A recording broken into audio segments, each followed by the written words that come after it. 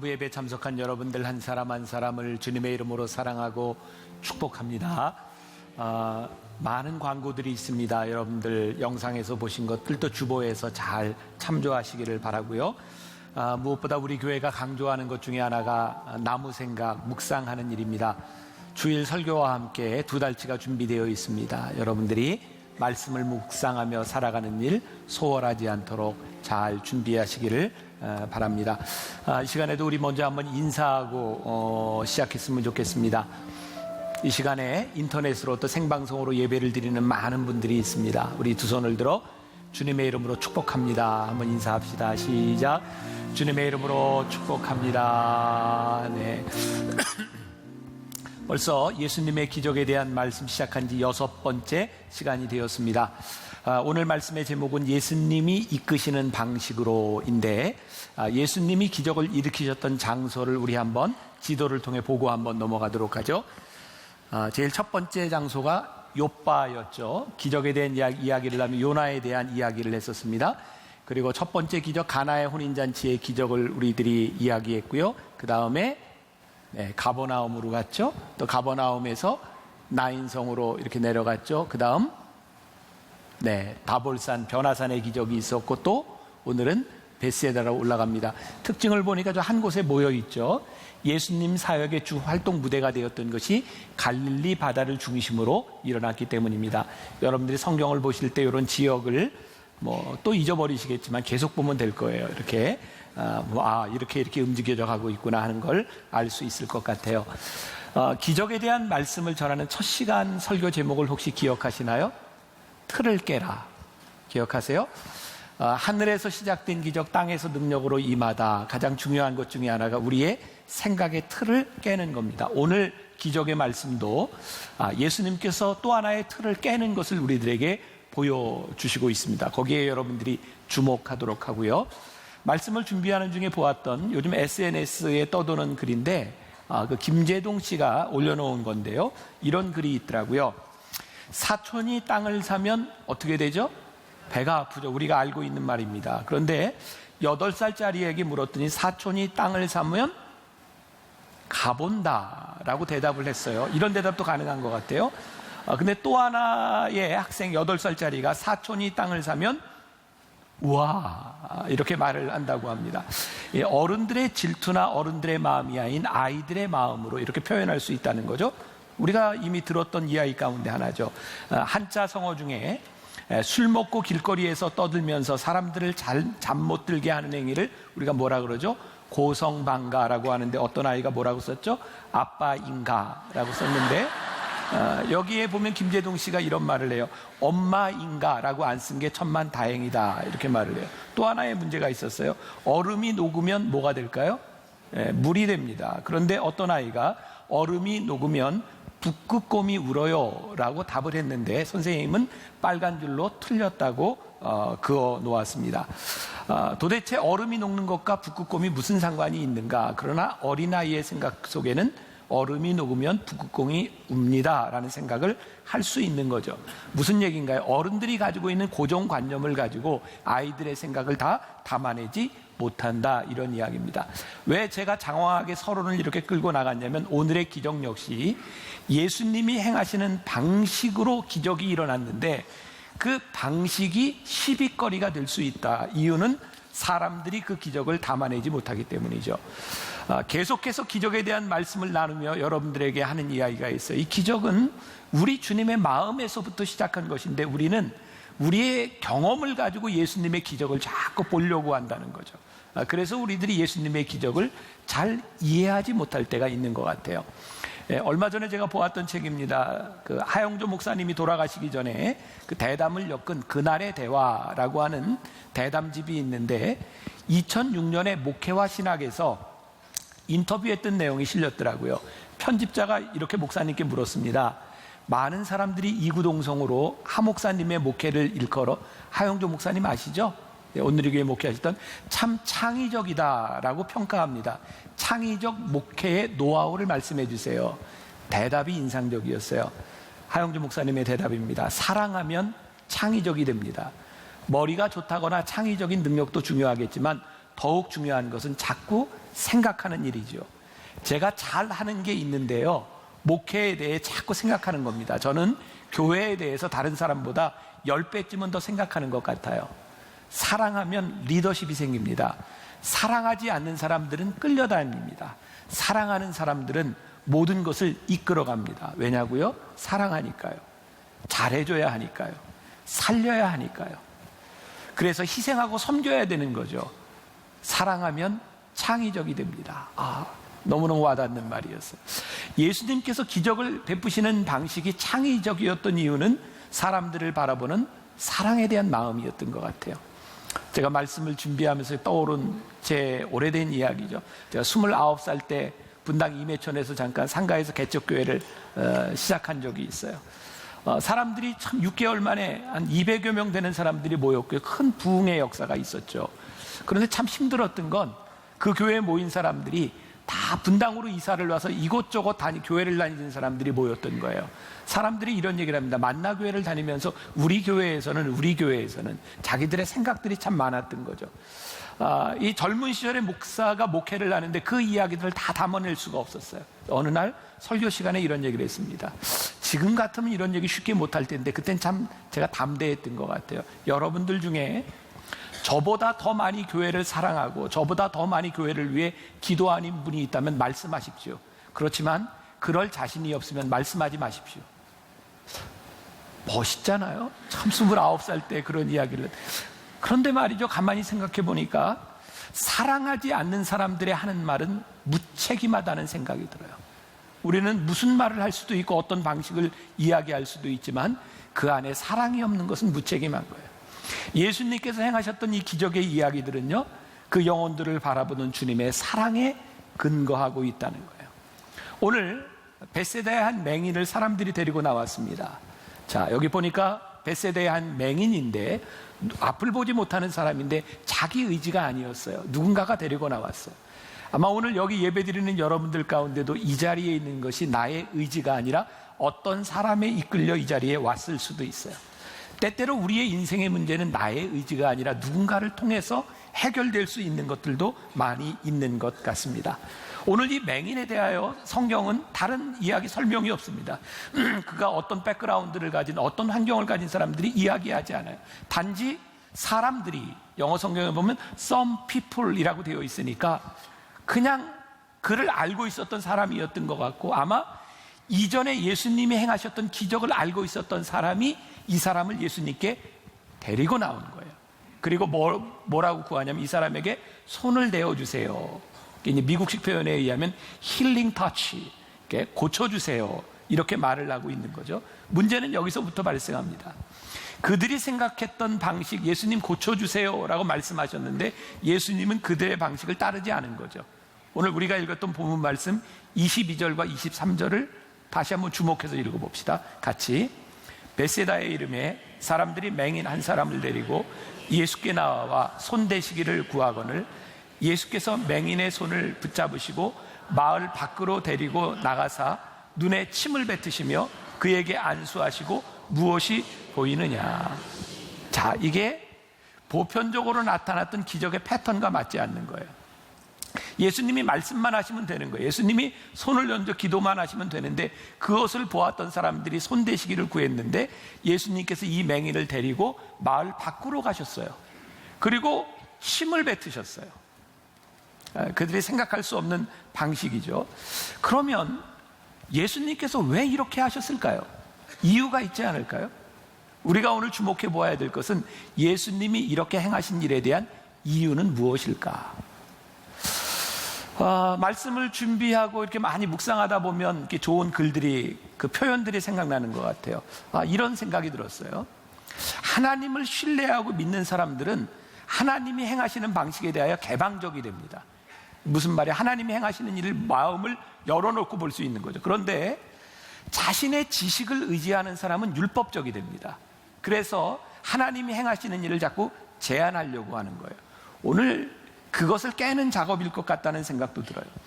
여러분, 우리 인간들이 발전시켜온 지식을 보세요. 모든 것들을 다 이론화시킵니다. 공식을 만듭니다. 근데 또 하나 흥미로운 것은 인간들이 만든 이론들이 깨어져 나간다는 거죠. 어쩌면 우리는 이론을 만들어 놓고 이것이 참 간편하다라고 생각하는데 그것이 진리는 아닌 것이에요.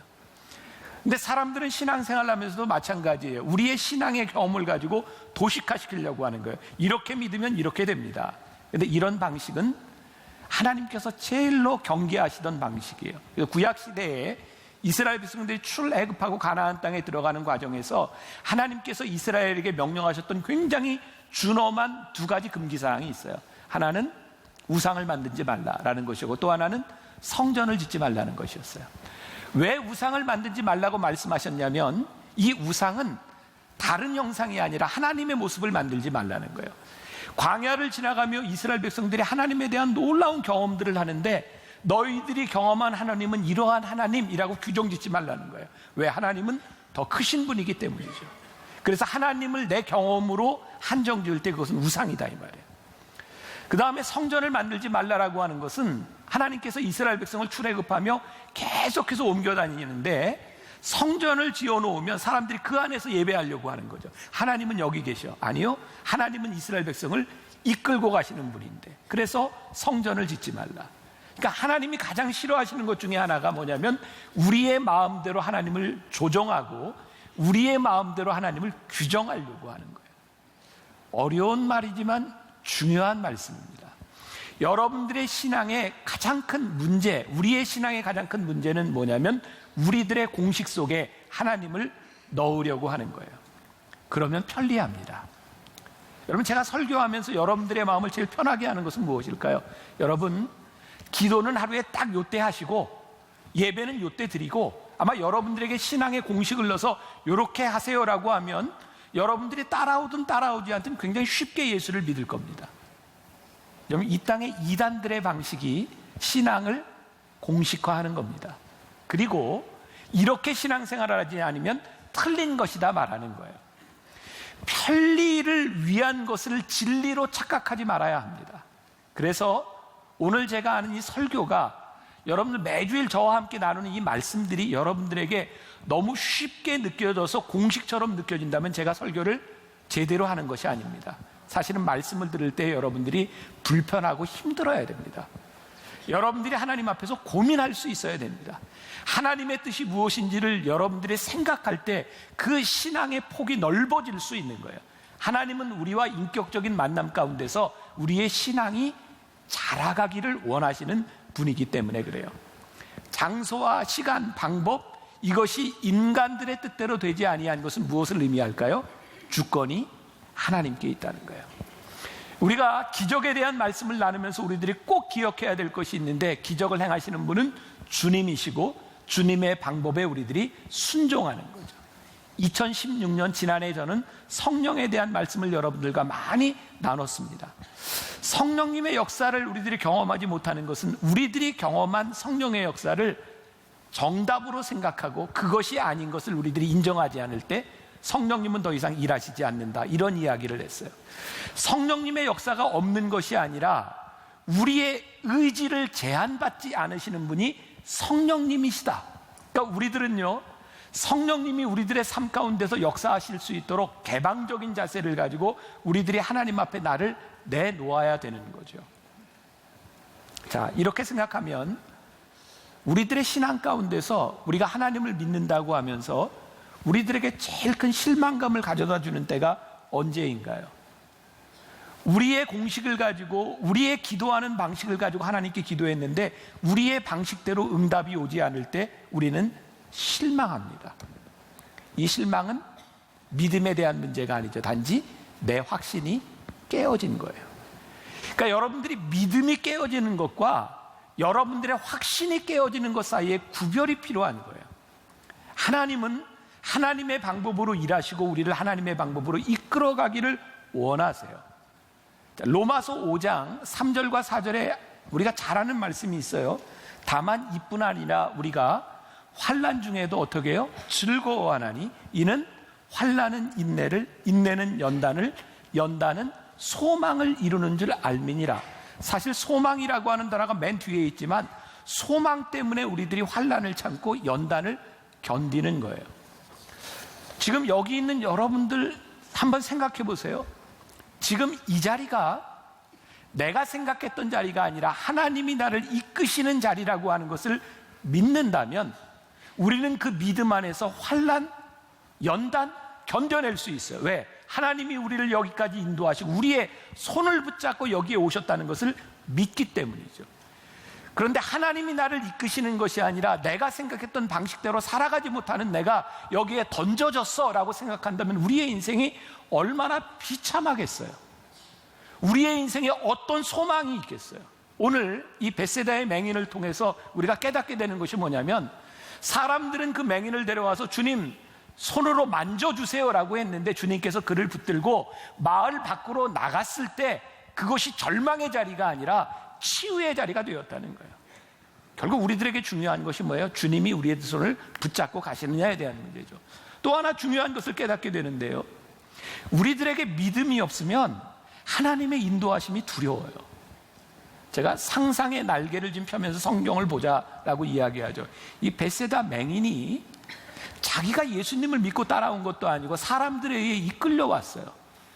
앞을 보지 못하는 사람을 예수님이 끌고 갔을 때 이 사람이 얼마나 두려웠겠습니까? 그런 생각 들지 않으세요? 나를 어디로 데려가는가? 얼마나 두려웠겠어요. 만일 우리가 주님에 대한 믿음이 확실하지 않다면 우리를 이끌어 가시는 그 자리는 두려움입니다. 그러나 우리의 신앙이 개방적이 되어서 하나님이 우리를 이끄시는 곳, 그곳에 소망이 있습니다라고 하는 믿음을 가지고 우리들이 설 때 우리가 인내하고 환난을 견디는 거예요. 저는 오늘 여러분들이 이 믿음의 세계로 들어가기를 주님의 이름으로 간절히 축원합니다. 제가 말씀을 준비하며 떠올랐던 찬양이 있어요. 요즘 제가 찬양을 많이 부르는데 좀 불안하시죠? 제가 시작하는데 키가 잘 안 맞아서, 그래서 그냥 먼저 주님요 한번 눌러줘 보세요. 주님요 이 손을 꼭 잡고 가소서.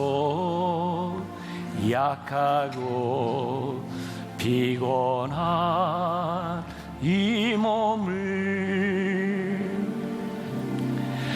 폭풍을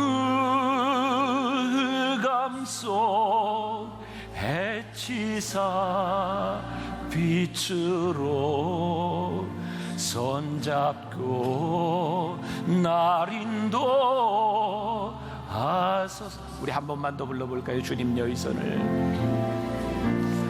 주님여 이 손을 꼭 잡고 가소서.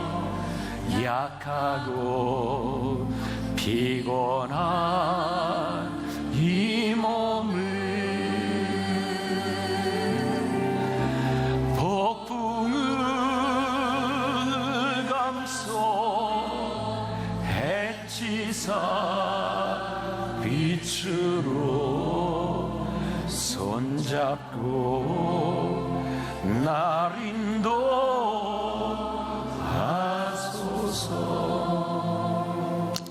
말씀을 전하며 저에게 소원하는 마음이 있는 거예요. 하나님, 오늘 여기에 누군가는 바로 이런 기적이 필요한 사람이 있지 않겠습니까? 주님께서 손잡아 주셔서 이끄는 곳에 가 있는 믿음의 확신이 필요하지 않겠습니까? 아마 여러분들은 어렸을 때 거의 자전거를 한 번쯤 배워본 경험이 있을 거예요. 자전거를 배울 때 혼자 두발 자전거 처음부터 타신 분이 있으신가요? 누군가 가르쳐주는 사람이 뒤를 붙잡아줬던 기억이 있을 거예요.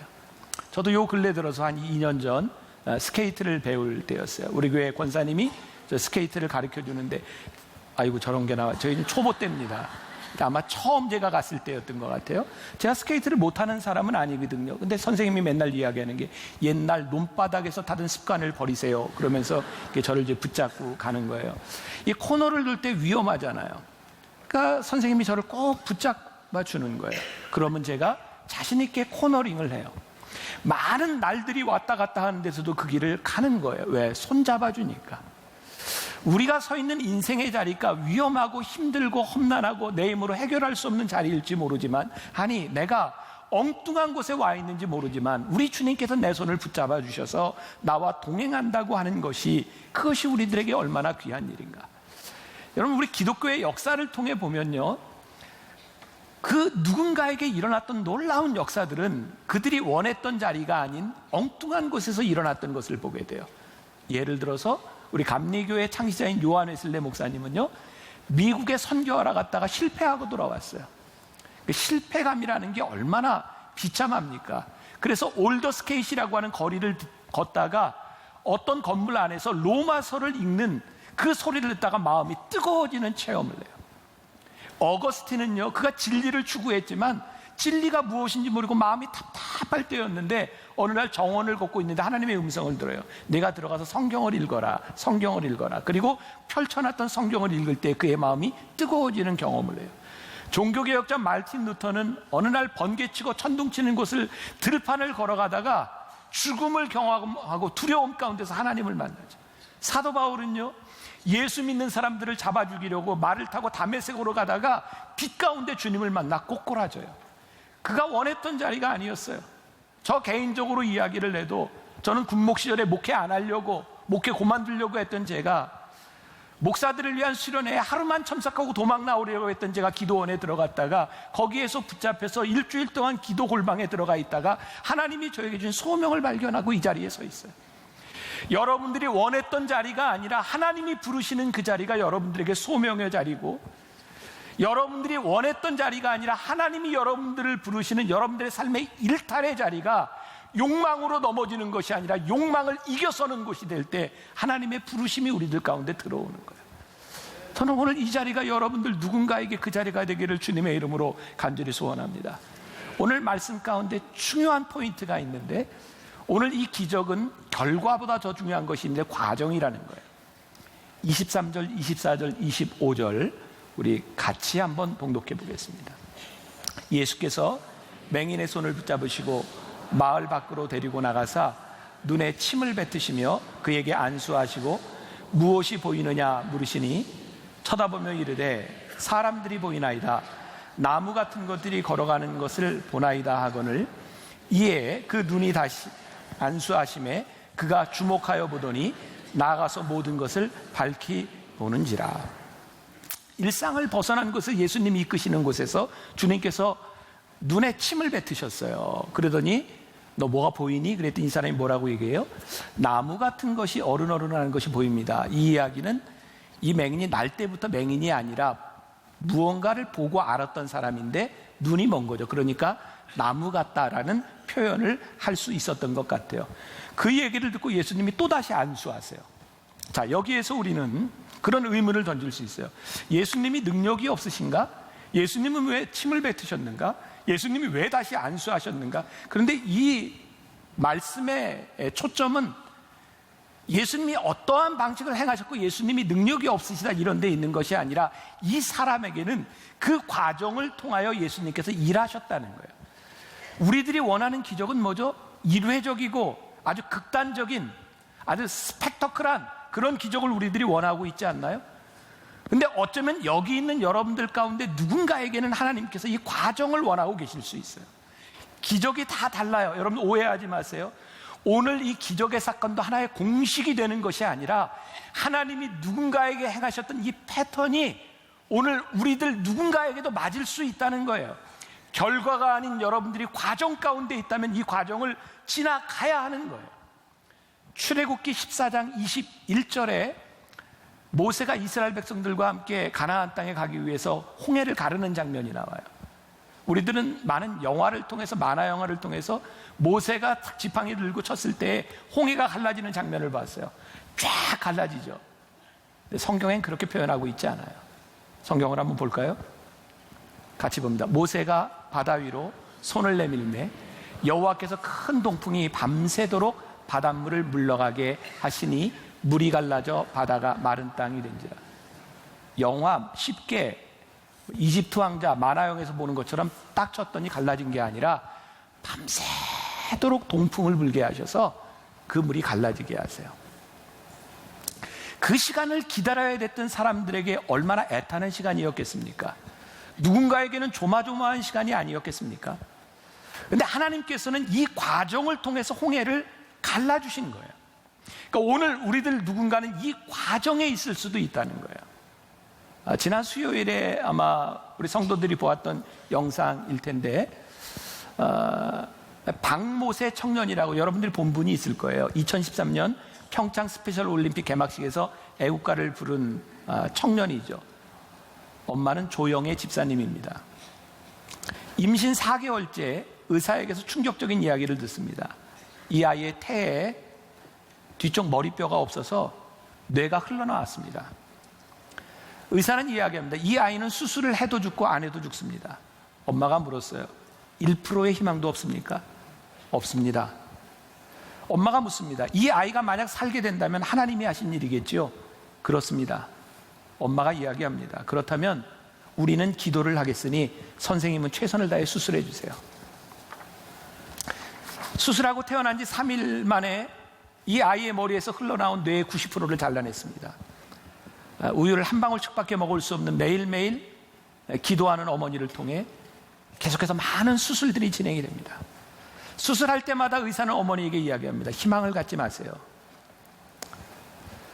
어머니의 기도를 들으셨던 주님은 이 아이가 보지도 듣지도 말하지도 움직이지도 못할 거라는 의사의 예상과는 달리 느리지만 엉성하지만 천천히 말을 하게 하셨고, 말만 하게 하신 것이 아니라 사람들의 마음속에 있는 하나님의 일하심을 노래하는 사람으로 바꿔주시기 시작했어요. 그래서 KBS 불의의 명곡이라고 하는 프로그램에 이 청년이 나와서 노래 부르는 장면이 있었어요. 박모세 청년의 뇌는 도저히 과학적으로 설명되지 않는 방법으로 현재 60%가 채워진 상태에 있어요. 만일 이 어머니가 임신 4개월 때 포기했더라면, 수술받아도 죽는다는 말에 포기했더라면, 거듭되는 재수술 가운데 지쳐서 포기했더라면 지금 저 청년은 존재하지 않았을 거예요. 저는 오늘 여러분들에게 이것을 어떤 기적의 하나의 패턴으로 여러분들에게도 이런 기적이 일어날 수 있습니다를 말씀드리는 게 아니에요. 오늘 여러분들 가운데 하나님의 이끄심 가운데 여러분들이 과정에 있는 분이 있다면 지치지 말라는 거예요. 포기하지 말라는 거예요. 하나님께서 결과보다 그 과정을 아름답게 붙잡아 주시고 보아주신다는 거예요. 이 벳세다에 있는 맹인을 고치셨던 주님이 행하셨던 이 치유의 과정들이 누군가에게 필요하다면 오늘 기적의 주인공이 우리가 되어야 한다는 거예요. 오늘 예수님께서는 이 벳세다의 맹인을 고치시고 이렇게 말씀하십니다. 26절에 예수께서 그 사람을 집으로 보내시며 이르시되 마을에는 들어가지 말라 하시니라. 말씀을 조금 생각해 보면 이 사람의 집이 마을에 있지 않았던 것 같아요. 근데 예수님은 왜 집으로 가고 마을로 가지 말라고 하셨을까?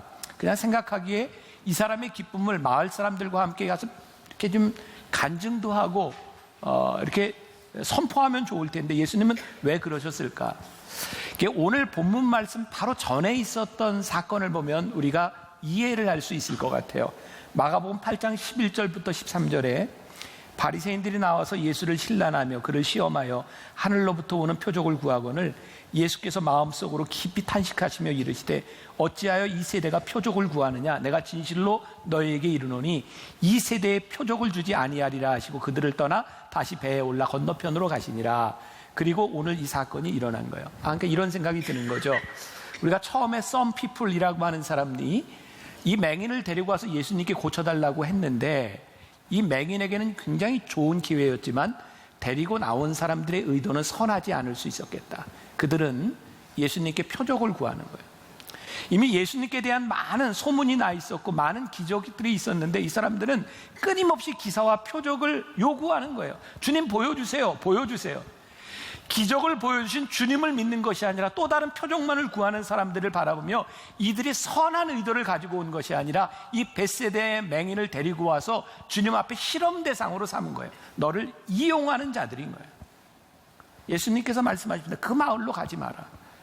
다시 이용당하지 말아라. 예수님께서 이 벳세다 맹인의 손을 붙잡고 예수님이 마을 밖으로 나가셨고 예수님께서 이 벳세다 맹인의 눈에 침을 뱉으시고 물어보시는 것들은 질책에 대한 것이 아니라 이 맹인을 사랑하시는 예수님의 표현의 방법이었어요. 예수님께서는 이제 치료받은 이 사람을 향해서 내가 집으로 가지만 마을로 가지 말아라. 따뜻한 집으로 가라.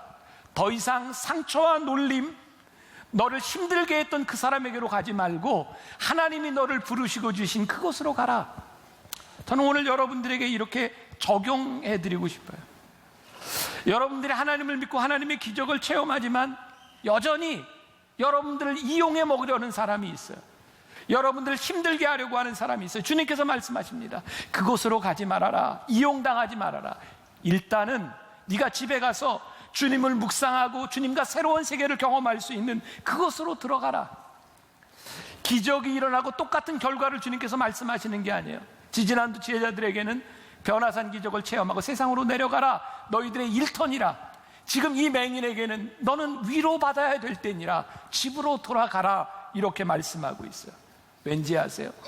우리의 죄의 본성이요, 자꾸 어긋난 곳으로 가려고 하기 때문에 우리들이 하나님의 기적을 체험하고 우리들에게 믿음이 생겼으나 이 세상 속에서 우리들이 책임질 수 없는 일들이 일어나면 우리들이 죄악으로 떠가기 때문에 죄를 피할 수 있는 곳으로 가라고 말씀하는 거예요.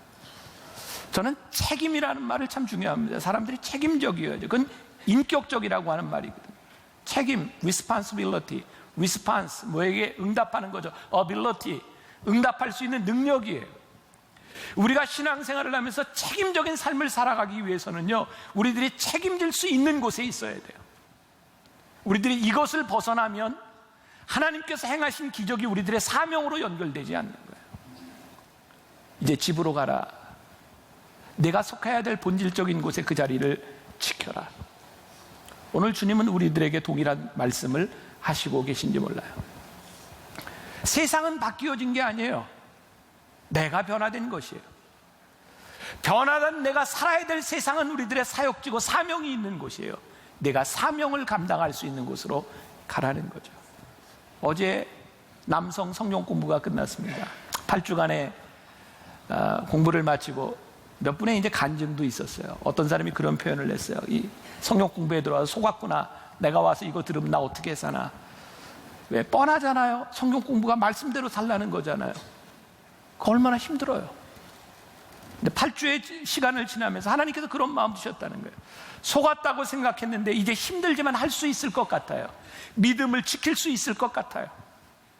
하나님께서는 우리들을 본질적인 우리의 사역의 장소로 보내시면서 우리들의 삶을 치열하게 살라고 말씀하세요. 내 믿음을 지킬 수 있는 것, 내 신앙을 지킬 수 있는 곳은 너희가 살라고 우리들에게 말씀하세요. 저는 오늘 그런 생각합니다. 우리를 보내시고 우리를 부르시고 우리를 고치신 하나님께서 우리를 부르신 그곳에서 치열한 인생을 살면 우리들에게 새로운 영적인 세계가 열리는 거예요. 근데 그 책임이 우리의 능력으로 되어지는 것이 아니라 우리의 손을 붙잡아 주셨던 주님의 손을 붙들고 우리들이 갈 수 있는 거예요. 그래서 우리가 오늘 기도해야 되는 거죠. 주님여, 이 손을 붙잡아 주세요. 거칠고 험한 이 세상 가운데서 주님이 내 손을 붙잡아 주세요. 왜? 주님이 우리를 붙잡아 주실 거예요. 우리를 사명의 자리에서 치열하게 살 수 있도록 우리를 인도해 주실 거예요. 다시 한번 말씀드리지만 여러분들이 혹시 이 기적의 과정 중에 있다고 영적으로 깨달아지는 분이 있다면 실망하지 말고요, 포기하지 말고요, 하나님의 인도하심을 구하세요. 인내와 연단, 환난 가운데 소망을 바라보며 이 길을 걸어갈 수 있는 여러분들이 되시기를 주님의 이름으로 간절히 축원합니다.